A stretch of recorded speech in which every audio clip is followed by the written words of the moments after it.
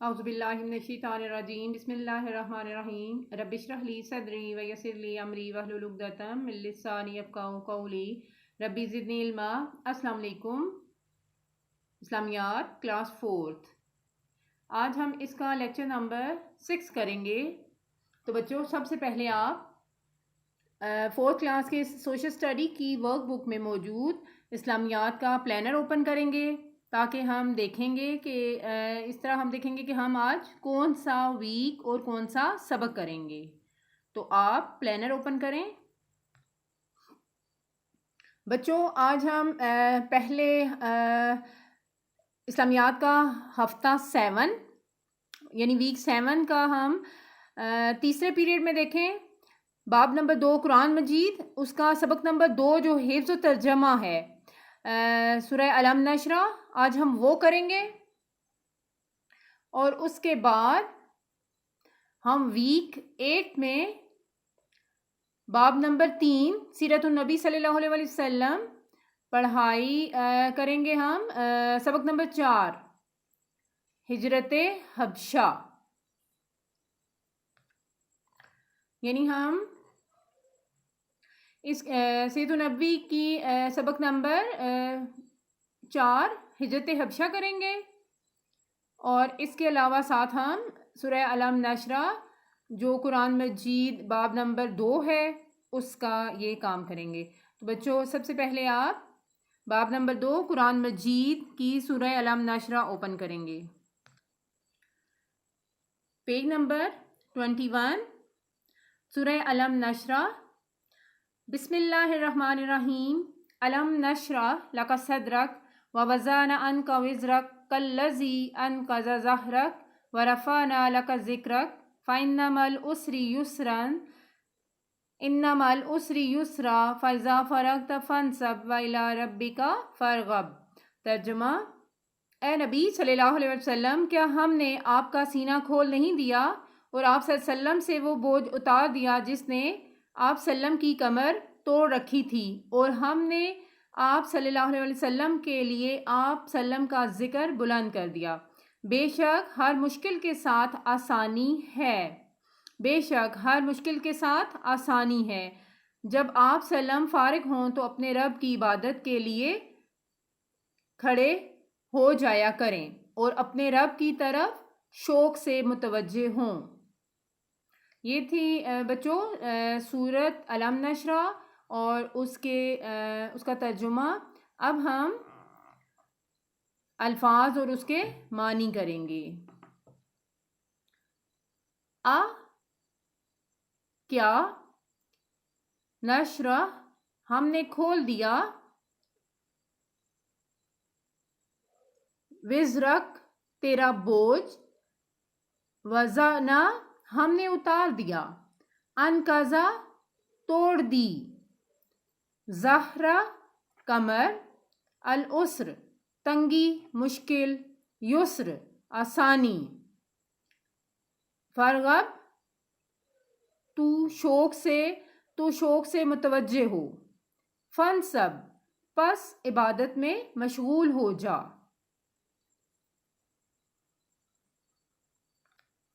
بچوں اس کے بعد ہم اس صورت کے بنیادی مفہوم کی طرف آتے ہیں۔ تو سب سے پہلے اس صورت میں حضرت محمد صلی اللہ علیہ وسلم کی شان اور عظمت بیان کی گئی ہے۔ آپ صلی اللہ علیہ وسلم سے متعلق درج ذیل باتوں کا ذکر ہے۔ اللہ نے آپ صلی اللہ علیہ وسلم کا سینہ مبارک کھول دیا تھا۔ سینہ کھول دینے سے مراد آپ صلی اللہ علیہ وسلم کے سینہ میں اللہ کی طرف سے قرآن کا علم عطا ہونا اور آپ صلی اللہ علیہ وسلم کے اندر صبر و استقامت کا پیدا ہونا ہے۔ آپ صلی اللہ علیہ وسلم کو دین اسلام کی تبلیغ میں جو مشکلات اور پریشانیاں آئیں ان کو دور کر دیا اور آپ صلی اللہ علیہ وسلم کے لیے آسانی پیدا کر دی۔ آپ صلی اللہ علیہ وسلم کا ذکر بلند کر دیا۔ دنیا کے ہر کونے میں مسلمان موجود ہیں جو اذان دیتے وقت، تکبیر کہتے وقت، نماز کے اندر درود میں آپ صلی اللہ علیہ وسلم کا ذکر لازماً کرتے ہیں۔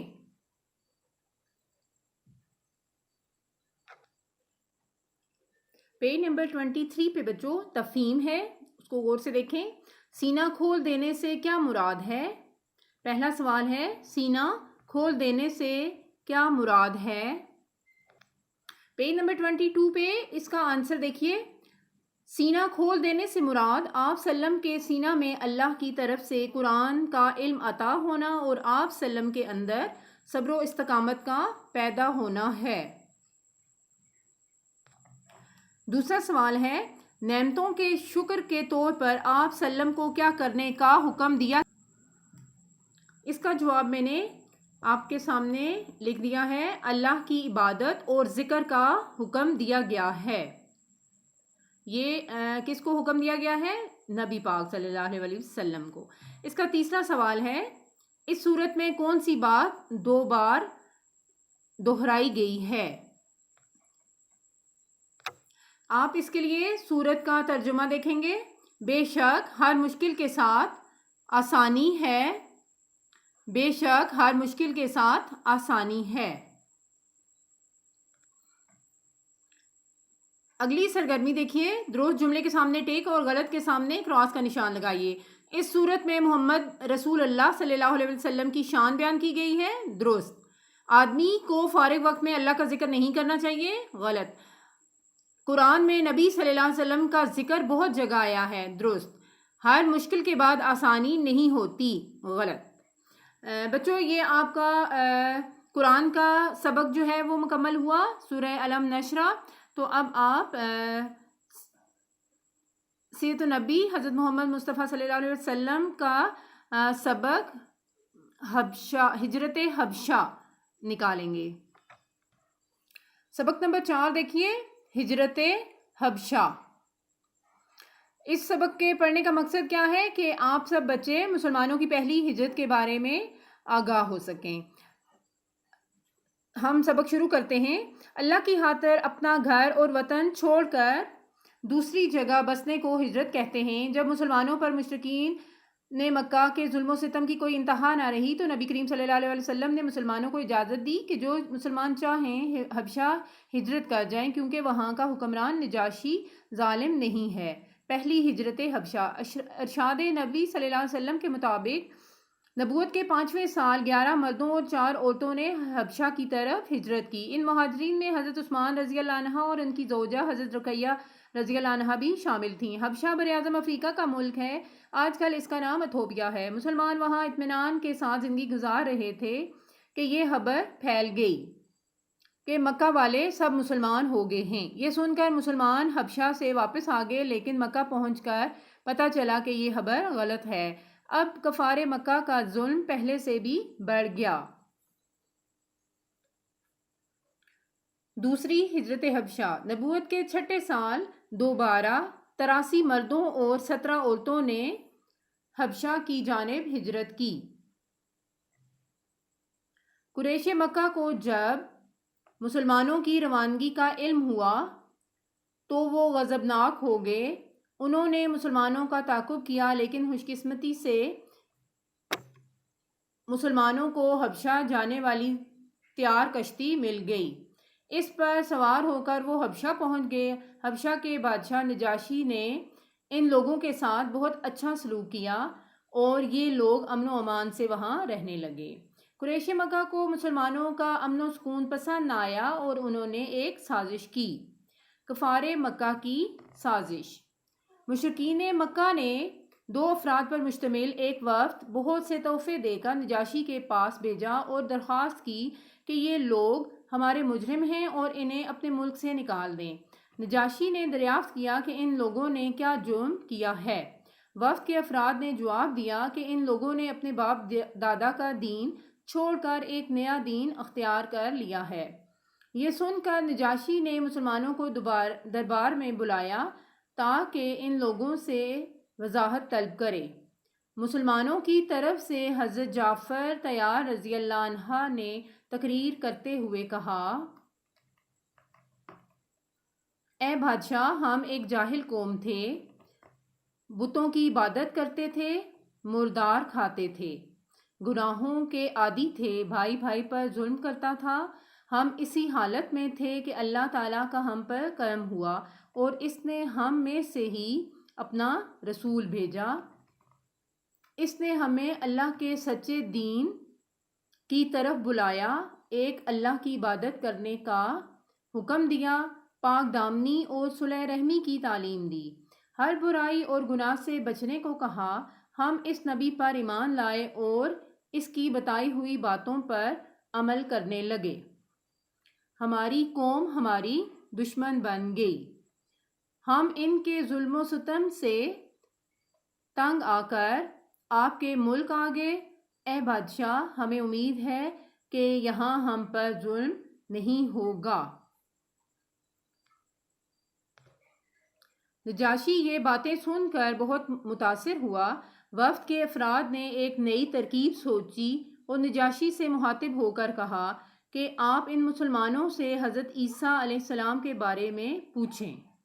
جواب میں حضرت جعفر بن ابی طالب نے سورہ مریم کی آیات تلاوت کیں، جن میں بتایا گیا ہے کہ حضرت عیسیٰ علیہ السلام حضرت مریم علیہ السلام کے بیٹے اور اللہ کے رسول ہیں۔ قرآن کی یہ آیات سن کر نجاشی رونے لگا۔ اس نے ایک تنکا اٹھا کر کہا، خدا کی قسم، حضرت عیسیٰ کے بارے میں جو انہوں نے کہا وہ سچ ہے، اور اس تنکے کے برابر بھی نہ زیادہ ہے نہ کم۔ اس طرح کفار مکہ کو ناکامی کا سامنا کرنا پڑا۔ اب پیج نمبر 45 پہ تفہیم جو ہے اس کی طرف آتے ہیں۔ سوال نمبر 1 ہے، پہلی ہجرت حبشہ کس سال ہوئی؟ پہلی ہجرت حبشہ کس سال ہوئی؟ پیج نمبر 42 پہ اس کا آنسر دیکھیے۔ پہلی ہجرت حبشہ ارشاد نبوی صلی اللہ علیہ وسلم کے مطابق نبوت کے 5ویں سال 11 مردوں اور 4 عورتوں نے حبشہ کی طرف ہجرت کی۔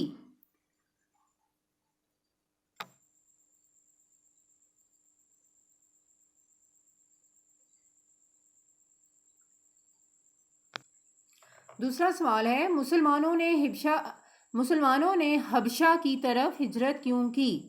مسلمانوں نے حبشہ کی طرف ہجرت کیوں کی؟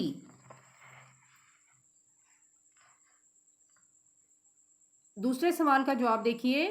جب مسلمانوں پر مشرکین مکہ کے ظلم و ستم کی کوئی انتہا نہ رہی تو نبی کریم صلی اللہ علیہ وسلم نے مسلمانوں کو اجازت دی کہ جو مسلمان چاہیں حبشہ ہجرت کر جائیں، کیونکہ وہاں کا حکمران نجاشی ظالم نہیں ہے۔ سوال نمبر 3 دیکھیے، دوسری ہجرت حبشہ میں کل کتنے مسلمان تھے؟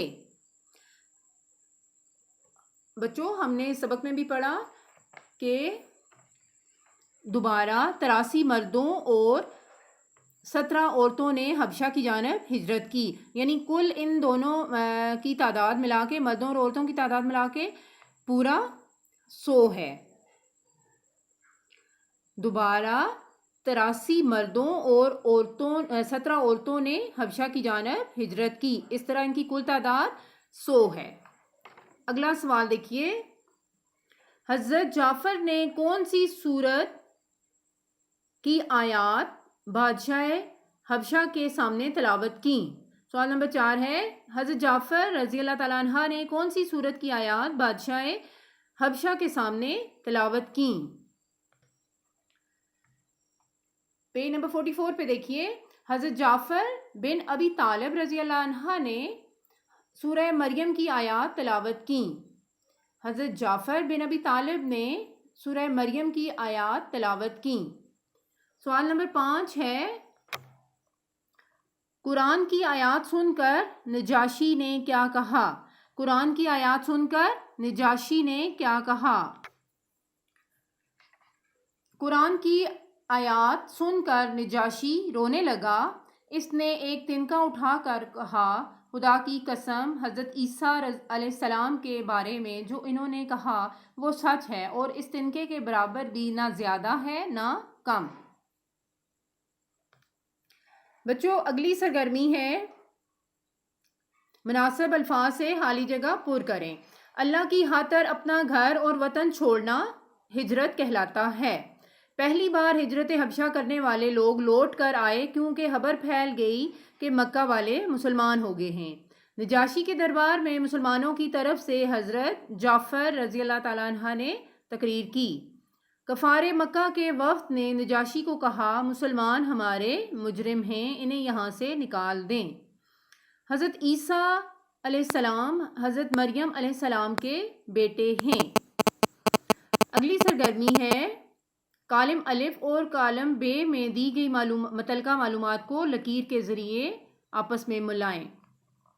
وہ ایک تنکے کے برابر کم نہ زیادہ، نجاشی نے حضرت عیسیٰ علیہ السلام کے متعلق کہا۔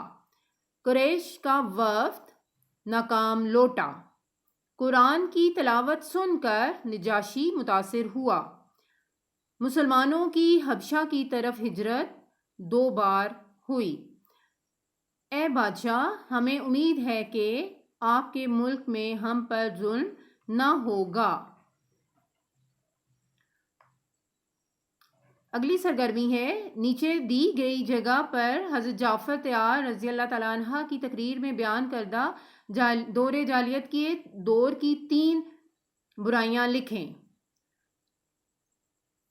جاہلیت کے دور کی 3 برائیاں: